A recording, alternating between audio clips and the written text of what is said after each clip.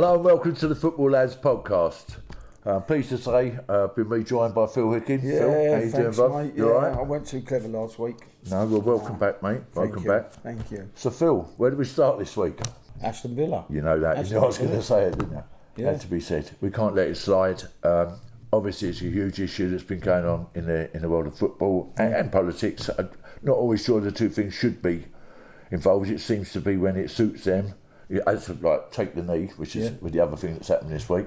Yeah. You know, when it suits the powers that be, they're quite happy to involve politics in football because for those of you who don't know, you know, when it was the Black Lives Matter thing, it then did transpire that it was not just a political movement, but it turns out to be a terrorist movement. So they're not always in the right with these little fads that they have, you know. And if you're going to kick racism out of football, well, if you're going to kick racism out of football, just kick it all the racism out. Exactly. Whether that's anti-Semitism, every form of racism. You call bowing down to the community around Aston, saying they don't want Maccabi Tel Aviv fans there. To me, it's just wrong in every way. I mean, from what I've been told, there's a lot of people going up there on the day to support the Tel Aviv I've heard that myself, supporters. I'm going up there. I'm going to take a little trip up there because of my Jewish roots. Yeah. So I'm going to go up there and fly the Israeli flag. So I think it's going to be a very well covered event. Let's put it like that. I mean, we've heard all kinds of rumours of that they may be trying to stop the team coach getting to the ground. I mean, they're trying to. What they're saying is that these people are hooligans, Maccabi Tel Aviv fans, but they was because of what happened in Amsterdam when they played. I think it was Ajax or one of them. They played Ajax, but they were attacked. Ajax, well, you know, and I know that Ajax is a strongly supported by Jewish community team. Yeah. But they were attacked by the community, the area, the people in the area, the Moluccans or whatever they are. The Tel Aviv fans were attacked and they defended themselves. Yeah. You're entitled to defend yourself, surely. But what they're saying is these people are hooligans and they shouldn't be coming and they're here to cause trouble. But well, I mean, to be fair, they're saying, you know, things that happened in Tel Aviv in terms of so you've got Maccabi Tel Aviv and then you've got Haifa Tel Aviv, which is the two teams, and they recently had a local derby, which is no different to Tottenham Arsenal, West Ham Millwall, for example. You will get that. I mean, look, they said they talked about them flying, letting flares off and all that. It's just that's the ultra thing. That's what they do. Europe, mate. It's what happens in Europe. But you know, you don't ban someone because of that. We know why they're banned, because it's political. Simple as that. Well, we've had. I mean, from last week, obviously, we had Tony O'Neill on. You know, and going back to the same issue, Gary Neville. Gary Neville, yeah. You know, the knock-on effects of that have been carrying on this week. So we saw at the weekend the Salford City game. I think they played Oldham, if I remember rightly. And some people came onto the pitch. Some people ran onto the pitch, planted They the was flag. actually Salford fans that ran on the pitch, weren't they? Yeah, I think it was Britain first, is it? Paul Galvin's, I think. Right, okay. And, I know and that there was some Salford fans that were. I think it's Salford Patriots. And they were widely applauded. Yeah, fair play to you. Fair play. Well done. They were widely applauded especially by the Oldham fans. Yeah. And we've seen since then all these different things that have come to light. I mean, to be fair, Tony O'Neill, big shout out for life. Thanks for coming along. Did it go well with Tony? It went very well, yes. Tony's got a lot to say. We've got some more. Tony's very vocal. I mean, even when they come, love you, Tony, but we couldn't get words in edgeways, to be honest. But Tony's very vocal. But you know what, I doff my hat because fair play, Tony. I think that he could very easily have swerved coming that week on the back of what happened with Gary Neville, sorry. You know, there's a relativity to that. But, you know, to be fair, he came on the show. I think basically what he was trying to say was why is anyone surprised about what Gary Neville did? Well, he didn't. He never sung the national anthem, did he? Well, when he played for England. That clip's been doing the rounds, hasn't it, this week? I don't know if the viewers have seen it, but obviously, it's, you know, I think most people have seen it by now. Old clips of the England team all singing the national anthem, and of course there's only one person not singing it, Gary Neville. So I think that's probably what he was referring to. You know, that this situation hasn't changed for Gary Neville, but you know he's still being castigated, you know, everything's middle-aged all bald the men. middle-aged white men that he's talking about. Don't include us, by the way, Phil. Does it? Don't include us. No. Well, Liam could be we're not middle-aged. We're not middle-aged. Yeah. And yeah, but anyway, but what I'm saying, all the middle-aged white men that he spoke about, they've made him what he is now. Yeah. They've worked on all these on because he's in the property game as well. They've worked on his properties. They've supported him at Manchester while he was playing at Manchester United. So that's a disgraceful comment to come out with. Well, personally, I think if anyone that wants to play for England, they shouldn't be allowed to play if they don't sing the national anthem. Otherwise, you know, the basic principle here has to be your art can't be completely in it if you don't agree with what it is you're playing for. Yeah. You know, that'd be the same in any club changing room. You know, it's your heart, and it's when you look at a lot of the foreign players that come in now, oh, they're not really invested in the club, they're just taking away as well. Gary, you've left yourself up to accusation, mate. He was a rubbish player anyway. I nearly said another word there, but also a couple of players didn't take the knee, weren't there? There was. Last weekend. Yeah, the fella Dominic Calvert-Lewin was one. Yeah, good on you, Dominic. Well done, mate. If I remember rightly, Nottingham Forest player, Mats. I'm not Elsh, sure. is it? Sells, S-E-L-E-S. Sells, the goalkeeper. He's Belgian, I think, if I remember rightly. Yeah. Well done, lads. Fair play to Dominic. both of you. Well done, mate. Yeah, fair play to you. Like we said earlier, you know, if you're going to target these things, target them all. You can't. They got a lot of stick and say take the knee over this, and yet you know Aston Villa. Around the grounds, there was a lot of. I mean, I went to the Spurs game Sunday, and as soon as they took it, everyone was like, "What the fuck?" Yeah, people booing. You know what I mean? Yeah. I think most crowds booed. Yeah, I don't want to see that. I don't want to see that. I mean, back in the day when they were doing this all the time, I remember there may be more than that, but I remember especially Millwall didn't go along with that, and fair play to them. Yeah. You know. It should be, if anyone, really, it should be an individual person's decision anyway. You shouldn't be being told. I mean, do you know what? I don't know if you've ever seen this. Back in the day, this is what this smacks of and reminds me. So let me think what this would be. It's pre-Second World War, at Wembley, England played Germany, I think it was in Germany, and they were basically made to salute. Have you ever seen this? They've done the Nazi salute. Viewers, have a little look at this. Yeah. Google this. Google it, yeah. All of the players. So made to do the Nazi salute. I think there was Stanley Matthews and so on and so forth, and I think there was Chelsea players. In fact, I remember because there's a mate of mine. They done it at Tottenham. Tony Spam, if you're listening, mate, this one's for you because I remember him, another mate of mine up as a Chelsea supporter. And saying, oh, you know, it was your ones that didn't. There was a goalkeeper. I think 2 or 3 of them. So fair play to those people as well. Didn't do that, and they made Stanley Matthews, I think, and people like that. And I may be getting some of this wrong, but bear with me. They made some of those players, the majority of that team, you know, standing on the pitch as you would be, doing a Nazi salute. Yeah. So it's no different to what you're asking people to do now, is it? I've seen him do it. Here lies the principle of what we're saying is if it's all or nothing, it's either everything or nothing. You can't pick and choose as to what religion or what different denomination you may be in terms of, you know, politics or religion. Yeah. So their end of the lesson. First met Tony 8 years ago now, I think, Tom. Eight years ago on my council estate with Inshaw in Manchester. Yeah. Secret little meeting, me and Justin got on well. Hotel in Wythenshawe, if I remember rightly. Yeah. And, obviously, Manchester's very prevalent in the last week or so with what's gone on with the synagogue.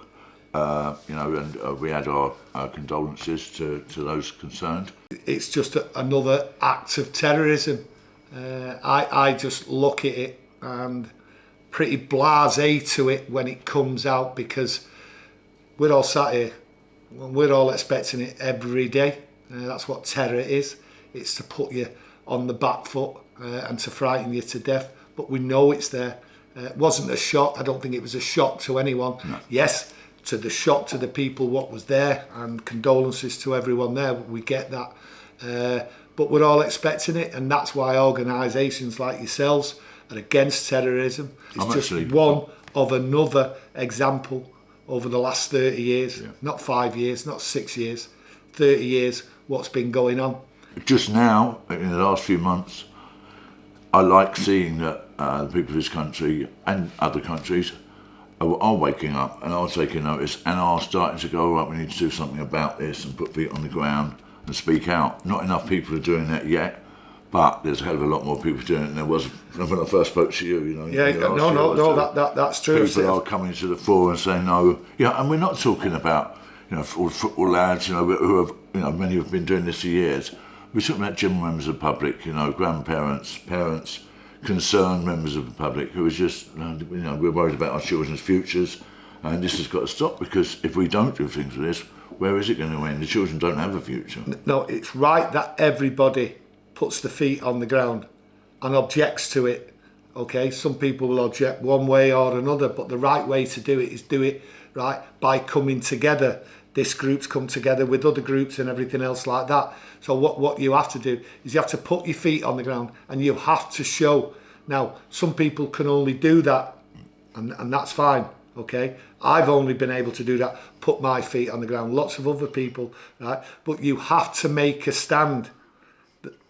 The problem is, how does it get resolved? We haven't got the answer, right? And what it is, it looks as though like people are shouting, it needs a war, it needs violence, it needs all that. It certainly doesn't. When I turned round, I spoke to you and Liam the other week, down on the 13th of September. I turned round and said Starmer, for instance, and Mahmood, the Home Secretary, they need crushing. There's going to be a war. But what it is, there has to be a war in a different way from people who object to what's going on, and to be able to try and combat it. And it's from a political point of view. Yeah. All the marching, all the feet on the ground, as far as I'm concerned, is done. The politicians, I said to you both on that day, this is fantastic here, but they will be scared. They will be scared and they will double down. And in the space of a few weeks, that is exactly what's come. So we have to deal with it in a political way. But I think what would be nice, we've got this big demonstration that everyone's supporting on the 5th of November. Obviously, the synergy with that, with Guy Fawkes and so forth. But I think now that the world's media are now looking at this a lot closer about what's happening in London, what's happening in this country, on the 5th of November, to get loads of people out on that day, it's Prime Minister's Question Time, PMQs, on a Wednesday. So that's at 11 a.m. on Wednesday, the 5th of November. And the reason we're meeting at 11 a.m. is because PMQs is at 12. And we want to flood Parliament Square and outside Parliament, so that it's hard for the world's media not to see what's going on, that the people of this country are standing up and making a scene and giving Donald Trump, CNN, some of these American news channels, come and watch this, because Starmer's tries to put over this facade that that everything's fine and we've all got. No, we haven't, and the people of this country need to show the world media and bring them there, bring the American TV in there and let them see for themselves, because Starmer's going to have two choices, I think, Tony. He's either going to have to drive through a baying crowd, or do what Guy Fawkes had to do, and let's go through the tunnels to come in. Either way round, I think they're both looking to end democracy, as it were, aren't they? Because Starmer's on the same route as him, really, a different way round. There's a lot there for me to take in. Okay, so I'll try one at a time, and if I forget anything, remind me. When you turn round about the Americans, they're politicians. Okay. You look at our politicians, don't matter which party. I don't even trust Farage. Nor do I. Right? But what it is the only sort of eyeball out there what people can turn to from a political sense. But all your politicians, Donald Trump, absolutely fantastic, okay? Because he's just opened it all up. He's turned it on its head, okay? He's turned the world on its head, which is what was needed, okay? Then you've got Elon Musk, absolutely. Mad as an hatter. But he's giving people oxygen. No, he's mad as an hatter, but he's absolutely brilliant. Yeah. Okay? It's what was needed. How far that support goes down the line, well, we'll soon find out, won't we? We don't know how long a piece of string is, but we'll soon find out. Right? They know what's happening. They understand what's happening in this country, but they also know what's going on behind the scenes. It's not just a government, it's all governments, and we can't fight them as individuals. Will Trump be able to step in and help us? I very, very much doubt it. okay? I very, very much doubt it, right? We're hopeful, that there's no two ways about that, right? I just look at it all, right? And where we're going here is a fight, and it is a massive fight, and it's only these people in this country, right, can do something about it from a political point of view. And all we can do is change laws. Clearly, things are not in a good place, are they? No, things aren't in a good place. We know that. But things weren't in a good place when we was all kids. Everyone sort of like harks back to the old days and all that. But how can them times be a good place?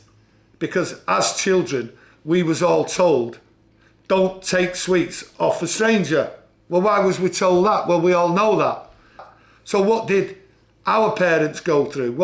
It's a never-ending cycle, right, on vile acts throughout humanity. That's how it is. And it's how you deal with it, how you cope with it, and how you move along in the future. We're in strange times here, but we're in desperate times. And when people come out and sort of make statements and blaming other people for it and all that, it's not the way forward. See, this is the thing. This is what I think. Everything's been tried. You look at what's going on around the world. They're just bombing places to bits and all that. That doesn't solve anything, right? But you just look round the world and that, not just now. I'm not on about now, the events now. I'm on about events over the decades where they think they can just go and crush people. I'm not for all that, okay? I've got a violent background from the football, which we all know. I'll never hide that. Everyone who deals with me knows that. That's life. That's great. I enjoyed it. It's absolutely fantastic. But I also look at life and what life is. It's for living, okay? And all we see is death and destruction. And the reason why the death and destruction carries on is because people do not sit down and talk. What they do, they don't listen. They do not listen to each other. They want to argue. They want to put their point across. So for me, it's a battle and it is a big war. And I don't mean a war of violence. It's a battle where you have to take control politically. You have to manoeuvre certain things. Yes, there's a big debate about immigrants. We know that. We're not daft. We wake up to it every day, okay? But let me tell you something about a lot of immigrants. I talk to all immigrants, right? It's the way I am, right? I see them all the time. Immigrants who have been here 30 years, 40 years, 50 years, okay? I deal with kids. I speak to kids who are sons of immigrants, who were born and bred British and who love Britain and all that, right? They don't want what's here. They're fearful.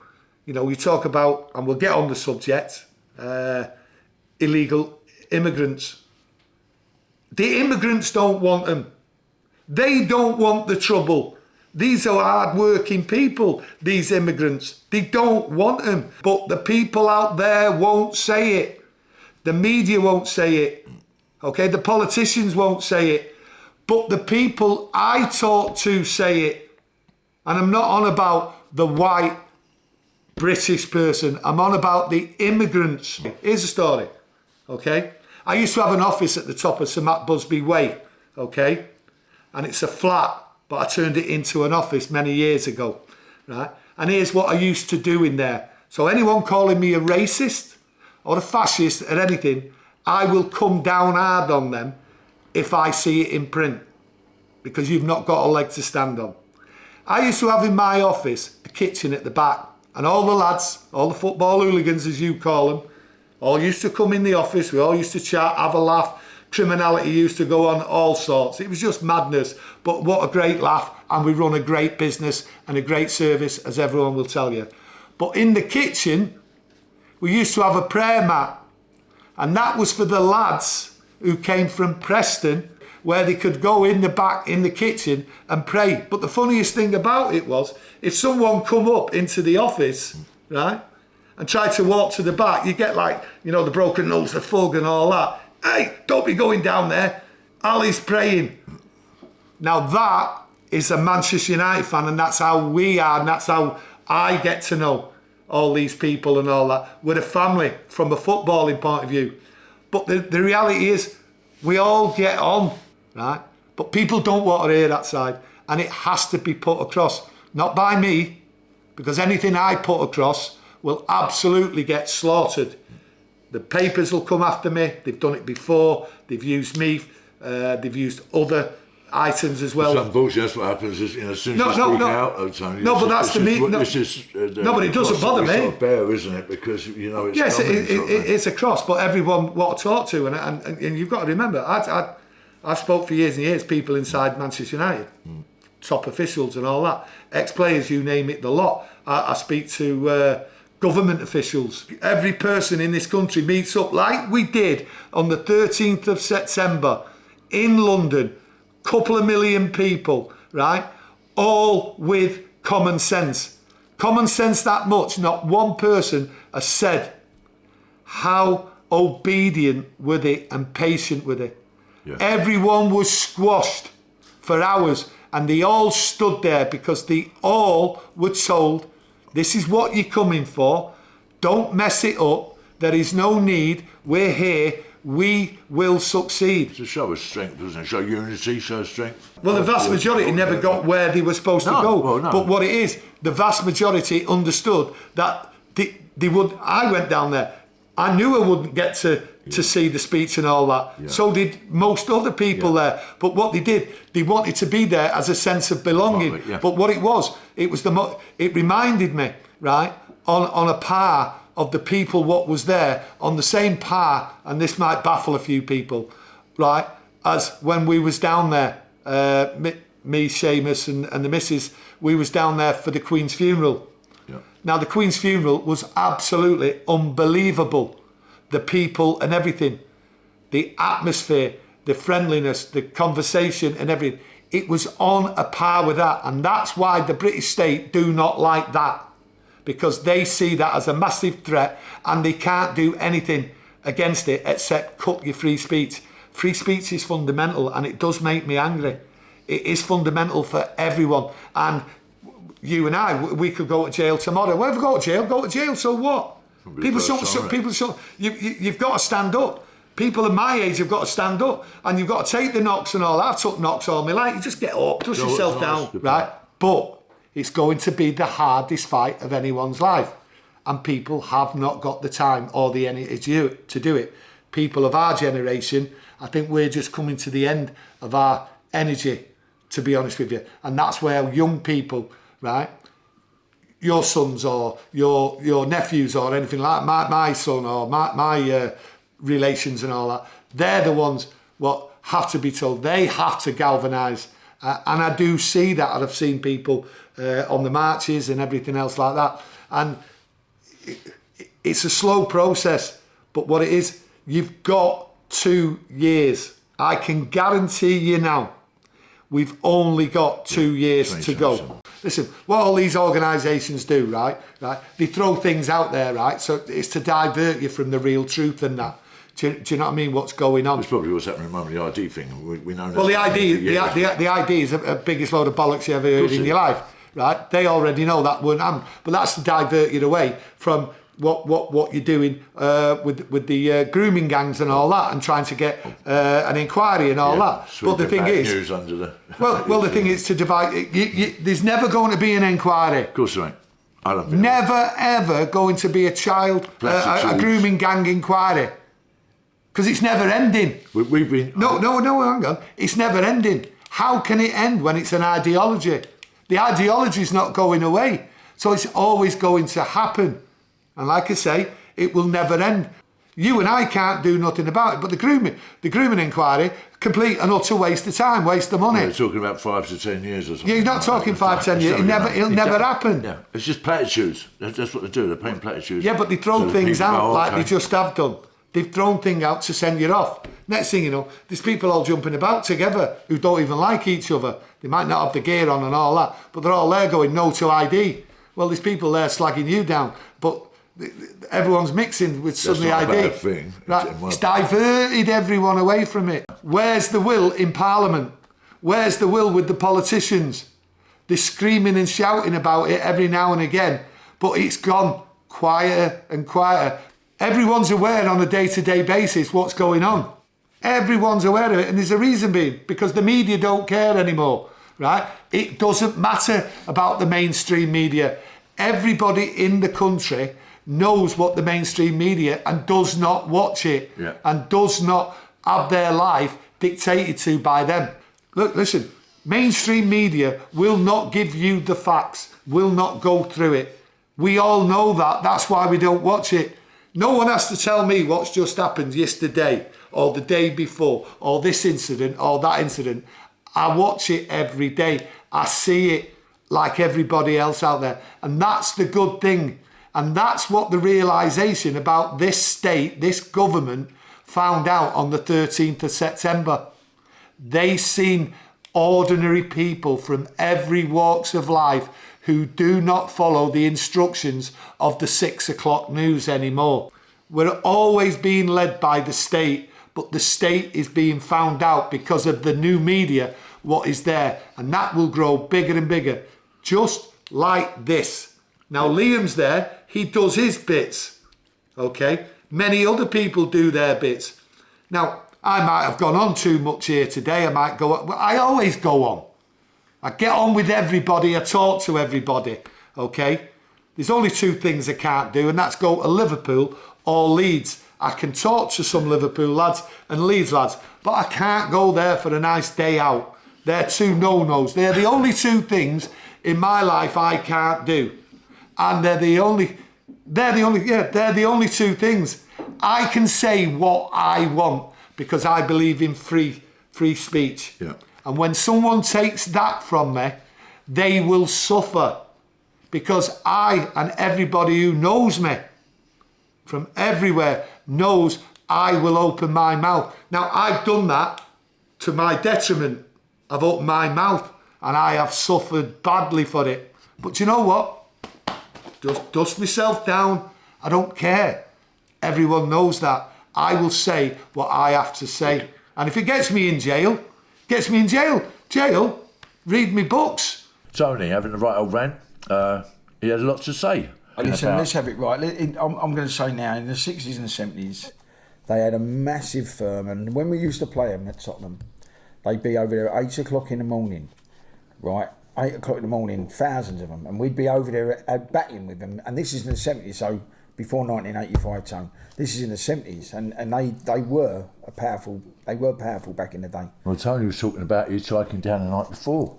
Yeah, and, yeah. You know, from an early age, I think, you know, he'd be like 16 or something like that, roughly. Yeah. And said, you know, we used to leave the night before and they'd be hitchhiking or bunking the trains or whatever to get down. Used to sleeping in churches, you know. There was some that was the beauty of football back then. I mean, and now this modern game is, you know, it's not a bit of me, but I mean, obviously I'll go, but the back in the day then, that was the beauty of it. You'd hitchhike everywhere and you'd get there the night before and you'd have a right laugh. And we had an 8 o'clock kick-off the other week on a Saturday, and I got over there at 12 o'clock thinking it was like the old days, and everyone was going to be over there on the pitch. No one turned up till 5 o'clock. Back in the day, Spurs had this every Sunday, wasn't it? It was Wolves, wasn't it? We played Spurs played on a Thursday night. Yeah. Well, every Sunday we'd play, and every Sunday trying to get back from that ground was an absolute nightmare. They were trying to shut down all the trains and that. And me trying to get out there after Sunday's game.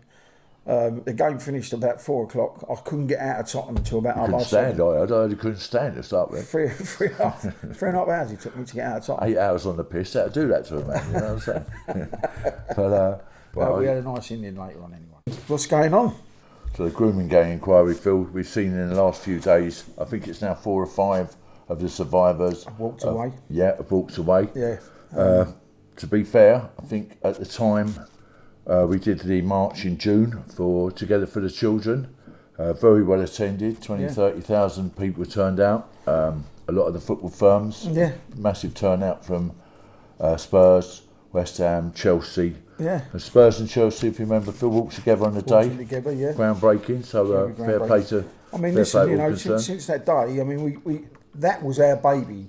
That was what we came out against that day, was grooming gangs. And the week leading up to our march, they announced that they was going to have a national inquiry, and I don't see as anything's happened.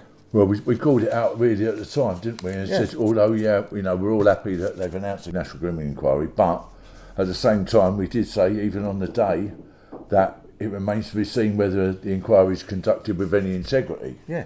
And so far from what the feedback we're seeing from survivors talking out, So it's just leading to a cover-up. That's how I can see it. It's just well, it's almost like they're covering up the cover-ups, isn't it? Or that's what they're trying to do. This is what I said when it happened. How can you investigate yourself? Yeah. You know what I mean? It's not. This has we all gone knew on this this was country for coming. years. We all knew this was coming, and now the outcry of Mr. Khan and what's his name, the chief of police, Mark Crowley. Mark Crowley. You know, Yeah. they're all complicit, aren't they? Yeah, every one of them. In fact, from most people's point of view, It's I think disgraceful. they're as guilty as the perpetrators in many ways, because if you're helping to cover up paedophilia, then you're no better than the person that's committed the crime. No, you know, you're exactly involved. Exactly that. It's disgraceful. I mean, you know, and I know, Phil, we've campaigned tirelessly for at least 8 years on the grooming gang issue. We've been all across the country, whether it's Telford, Rochdale, Birmingham, Sunderland, Manchester, all these places, London obviously, for many, many years. And that's what we push for. We push for a national inquiry. But, my personal opinion is that they've sort of put that out there, we're going to give you a national inquiry just to placate people. Really, they've got no intention of... I don't get how they're getting away with this. I really do not get how they're getting away with this. Khan sits there when he's being questioned, and it comes out with things like, I don't know what you're talking about. Oh, can you define? Can you define? Well, what do you? Can you define it any better than grooming? A group or a gang? Do you know what I mean? For any of the viewers that haven't seen this, he's got to go. Referring to one of the councillors on the mayoral council. A lady who keeps calling Sadiq Khan out and asking him the question, are there grooming gangs in London? Are you aware of this? What's going on? And instead of answering the question, Sadiq Khan keeps trying to avoid the question by using, avoidance tactics. Wasn't that Susan Aldrich? That was her that was questioning, wasn't it? I think so, yeah. She asked it over and over again, Phil, didn't she? Yeah, and he just kept avoiding the questions. Yeah, I mean, that in itself, that makes you complicit, because it's now come to light, of course, that he was aware of all these things. And obviously, on the back of that, so Mark Crowley was, the Home Secretary was, and of course, Keir Starmer was. It goes without saying, if that's going on, you had to know. So you all had to know. You should all be resigning. Yeah, they should be. Every single one of you. And that is what we're doing on the 5th of November. Well, that's why we're doing it as well, because as much as, everyone in this country, every concerned parent, every concerned member of the public, you've got to come to London on the 5th of November. That's why we're doing this. If these people haven't got the integrity to resign, then we're going to make them resign. We're going to embarrass them. Let's see if Keir Starmer's got the sheer barefaced audacity to come to London for PMQs and drive through that crowd. Yeah. Or, as he may well choose to do, if he chooses to enter Parliament by the same way Guy Fawkes did many years before, which was round the back and through the tunnel. Let's see what happens. So if you're out there, we're talking to all the football lads, all the firms. Come and join us. Come and join us on Wednesday the 5th of November. It's 11 a.m, Parliament Square. We're meeting there, obviously, before Prime Minister's question time. And we want to highlight this to the rest of the world. Mr. Trump, if you're listening, and the American media, please come along and highlight this to the world, because I don't think the world fully recognises what is going on in this country, and it's about time it was highlighted. So please, the world media, come and attend 5th of November. Yeah, and cover this, because this is what the people of this country think. I do not allow Keir Starmer to go around the world selling everyone we've got free speech, because we haven't. What we're going for on that day as well is about the digital ID. And it's very pertinent at the moment. The 12th of October just come in. Anyone going aboard will have already sort of witnessed this or been a victim of it, if you like, because they brought in the new laws where you're now getting fingerprinted and facial recognition when you come in and out of the country. Ironically, this doesn't seem to apply if you're on a boat. Oh no, of course not. No. You but can come in. for You British can come citizens, in without a passport. Well, jump out of a boat and away you go. But if you've got a passport and everyone knows what your criminal record is and so forth, then that's fine. That's fine, yeah. Yeah, but if you haven't got a passport, none of it makes sense. Tommy's highlighted this recently, I don't know if you saw it in the last few days, that the policing bill for what's estimated to be the 40,000 extremists that are on the watch list is 9 billion a year. £9 billion a year. Now put that into perspective of what we could be doing, you know. I mean, homeless veterans, obviously something close to our hearts, Phil. Yeah. You know, so all these people that have fought for this country now have got nowhere to stay, and yet we're paying £9 billion for people, undocumented illegal migrants coming. Homeless people dying on the street, homeless veterans dying on the street. Well, no one should be on the streets, irrespective of what your but these people are coming here on a boat, jumping out of a boat and they're getting a roof above their head. They're getting money every week. They're getting fed. Getting seen by dentists and doctors, but we've got people on the streets that are dying, and they've got to go. Simple as that. Starmer's got to go. They've got to go. All of you got to go. Starmer on the 5th of November. Starmer out. Yeah. Sadiq Khan, you're no better, mate. You've been covering up these grooming gang issues for years and years and years. You've got to go. Yeah.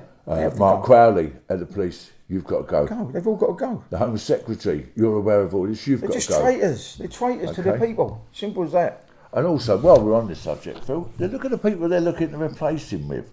So the talk's going on behind the scenes about were Starmer to go, which hopefully that will be happening soon. They're then looking to replace him with, first of all, Sadiq Khan, and the other one's Andy Burnham. Yeah. Now, both of these people have got history for trying to cover up grooming gang issues. Yeah. So you're trying to replace like with like. Yeah. And on the 5th of November, we've got speakers coming that day who are going to highlight this for you. So we've got some great speakers coming from Manchester and Rochdale. Yeah. We've got some great speakers coming from London and everywhere across the country speaking about these grooming gang issues and also digital ID and what's happening, everything else that's going wrong in this country. All the lies that Mr. Starmer tells, he backtracks on everything. They've got to go. Come and join us. We need everyone there. We need people to come from far and wide. We need numbers there. I know it's a Wednesday, but take a day off of work just for one day. Come and support us outside Parliament during PMQs. Let's see what. They need to hear us. Come and put your feet on the ground, people, because it matters. It really does matter, and because if you don't start standing up for your children's rights now, we've got to get them out. What they're doing to the people of this country is scandalous, mate. If you don't stand up for your children now, your children won't have anything left to stand up they won't have a future. On a lighter note, Phil, I don't know if you saw it this week, day before last, Keir Starmer attended the Pride of Britain Awards. There's two things that shouldn't be mentioned in the same sentence, by the way. Keir Starmer and Pride of Britain. With his wife Victoria, Phil. What do you make of that? Well, he didn't have a lot of choice, did he? But anyway, good luck, Keir. I hope you and Victoria had a lovely night. We want you back gone. Together. Yeah, nice seeing back together, isn't it? After all the recent issues. Yeah. So but as far as we're concerned, on a serious note, the Grooming Gang Inquiry. National Grooming Gang Inquiry. You're trying to cover up the cover-ups, and fair play to all the survivors who have now walked away from it and called it out for what it is. So, we stand with you. Our very own Elizabeth Harper. Yeah, fair play, Elizabeth. Well done, Elizabeth. I think there's now 4 or 5 of the survivors, the girls, have now walked away and called it out for what it is. So, fair play to all of you. What we got coming up? She's for you to say. Sorry. Who we got coming on, Just? Right, we got Roy Liner. Yes. The line of London Bridge. Yeah. He's going to be coming along soon. I've got a little conversation with Andy Swallow, I believe. Okay. We've also got Soldier X, Liam, I think. Soldier X. So while we're on that subject, hey mate. That'll be a good one, Soldier X. Yeah. Well, while we're on that subject, what are we going to be doing for Remembrance Day? Yeah. So we're going to Remembrance Sunday. We're going to be up in London Sunday the 9th of November, and we're going to do the podcast from there. Well, yeah, I think we might. Speak to a few of the lads. I think we're going to tour around and speak to a few of our veterans. Yeah. Before you go, the people out there will be really upset because they haven't seen Monty. Where is he? Where is our Monty? Do you know what? Has he not been in it? Where is he? Come on. Here he is. Come on. Come and say hello. Come say goodbye. Come and say hello. Say hello. was down right in. Monty will have his own show soon. So what do you reckon, Monty? What do you think of it so far? No. Rubbish. Eh? Sausages. So yeah, it's good night from me. And it's good night from Monty. Good night.